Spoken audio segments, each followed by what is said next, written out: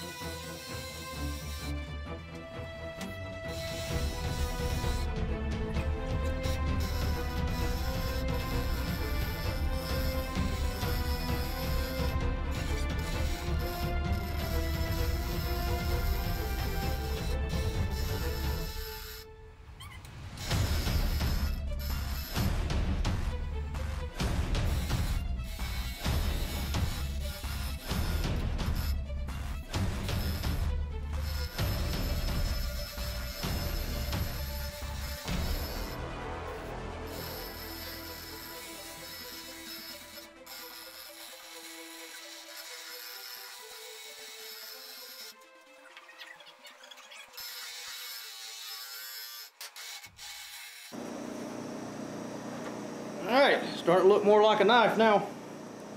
Alright, we'll clean it up and we'll lay out our pin locations and drill those, and we'll be moving on.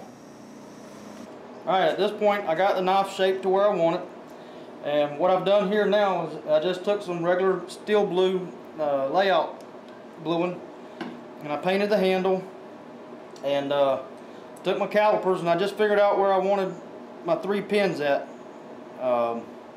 You know, there's no hardcore rule where you got to put them or how many you got to put. That's up to you and what looks good to you. I just picked a point where I wanted them and then put the third one in the center of the outside ones.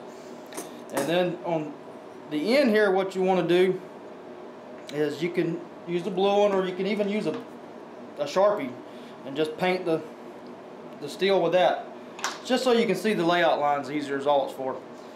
But what I done is I painted this edge, and then I took the centering tool and I put it on here, and I just marked me a line. What that is, that's the dead center of this blade. So when I put it in my fixture to start shaping the blade, I want to file down to that center line on each side, and that gives me a good, true, even blade. And the reason for that is so it sharpens easier and it looks better. If you don't have one of these, you can get one of these from about any knife supply place for about, I think they're $9, I think. But if you don't have one of these, you get a drill bit the same thickness or the same size as the thickness of your steel.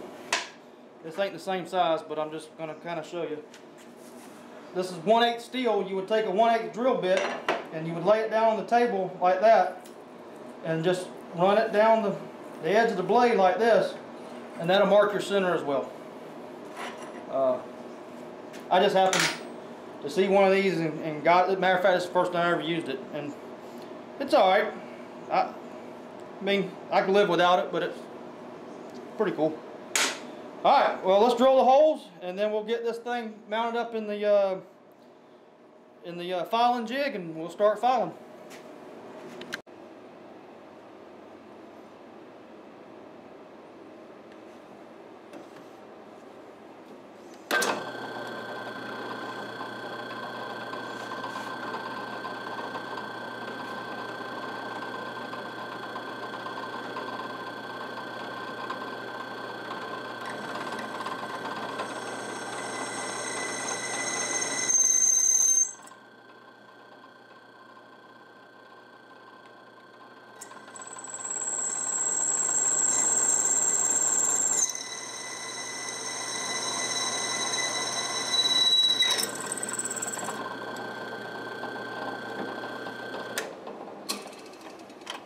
Alright, we got the holes drilled for our pins for our handles. Now we're at the point where we're going to start filing the profile, the bevel on the blade.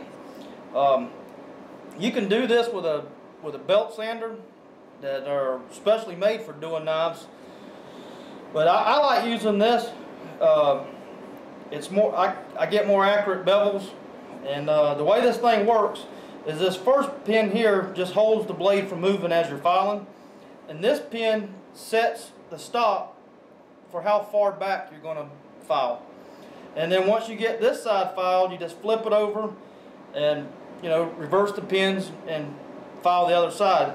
And this is where that line comes in. I'm going to file down to that line on this side, then I'll flip it over, file down to that line on the other side. This jig here is not something I come up with. This is a jig that a man by the name of Aaron Gulf. I hope I pronounced that right. I'll put a link in the bottom of the video, and you can go to his YouTube channel and you can see how to make one of these. These things are wonderful. Just a couple pieces of scrap wood, and then you just take a file with this long rod and the eye bolt, and you just set whatever your angle. I use this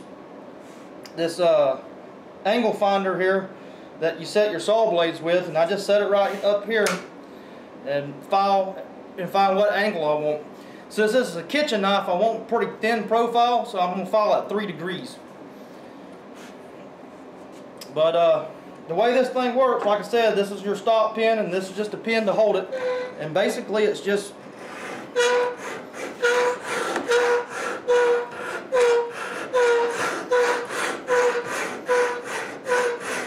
keep working it back and forth until you get down to that line down there.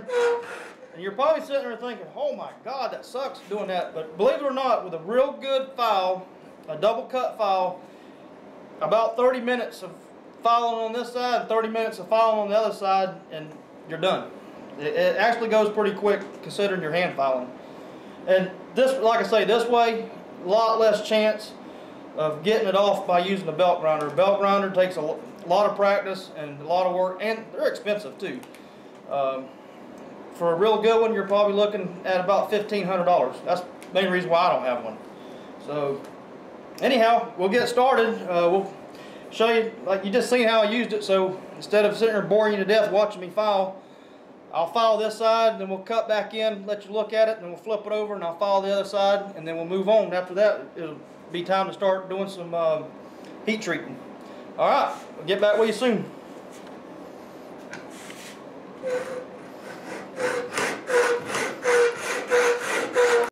Alright, here we go. We got one side of it done. It took about 40 minutes, I guess.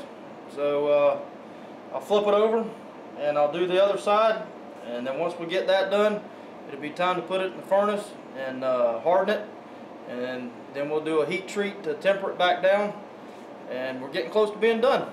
Alright, we got the filing done. We got the profile on the knife now. It's looking pretty good. And when you're doing that, you don't want to take that down to razor sharp yet, because when you do the heat treat or the hardening, you want to leave a little bit there, because during the heat it could warp this end here and mess your edge up.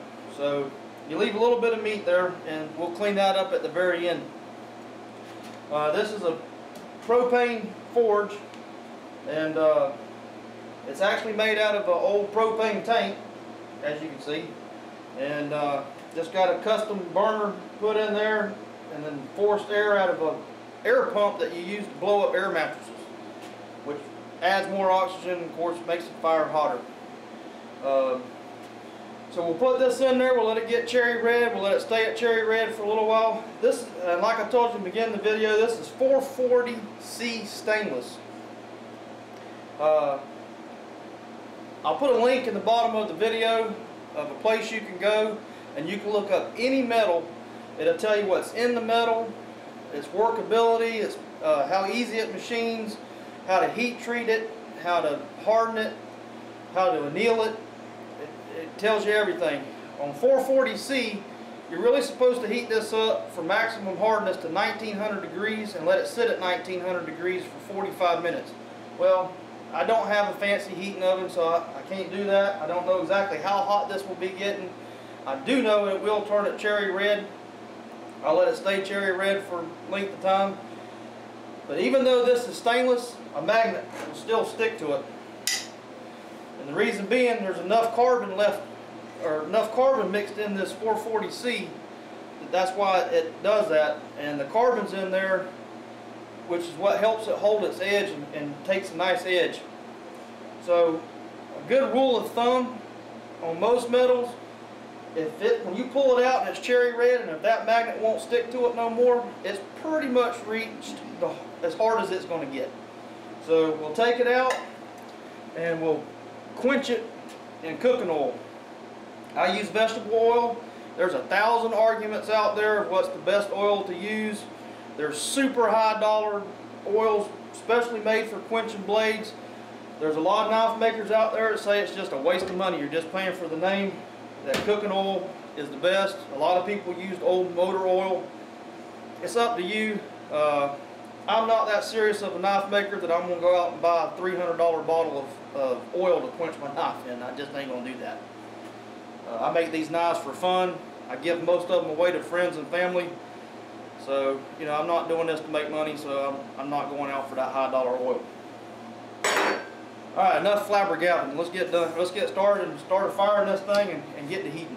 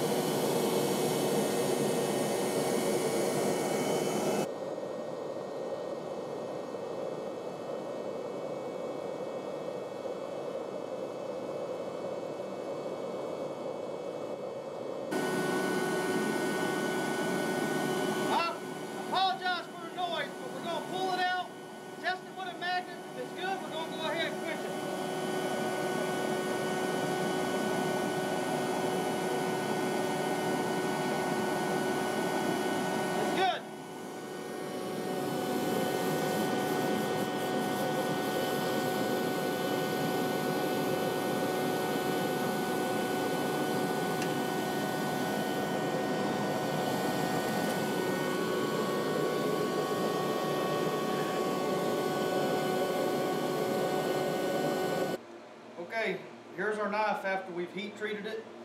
And the part I didn't show you on camera was to temper it. I just put it in the oven inside the house on 350, and I let it sit in there for an hour and a half. And it comes out this golden brown color, which is usually a good indication you got a good temper on it. So this is going to end part 1 of this video, and in part 2 we'll go ahead and install the handle scales, and then we'll shape the handle. We'll do our final sanding on the handle and on the blade, and then we'll sharpen it, and that'll be the end. I hope you enjoyed the first part. If you're new to this channel, please hit that subscribe button, and a thumbs up would be greatly appreciated. And we appreciate you stopping by. Get out in that shop, make some sawdust, stay safe, and we'll see you next time.